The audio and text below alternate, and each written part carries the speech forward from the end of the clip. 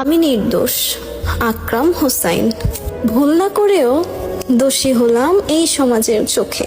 কেউ দেখেনি কান্না আমার মা জননীর শোকে। কেমন করে সইব বলো মিথ্যার অপবাদ? উনি বলেই আখ্যা পেলাম, কেউ শোনেনি নিনাদ।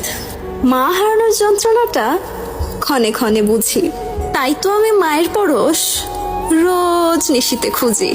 পারবে কি কেউ এনে দিতে আমার মায়ের মুখ? পুরো জাতি বুঝবে সেদিন আমার মনের দুঃখ। মা জননীর পেটে হলো আমার থাকার ঠাই। কানটা পেতে শুনে রাখো, নির্দোষ আমি ভাই।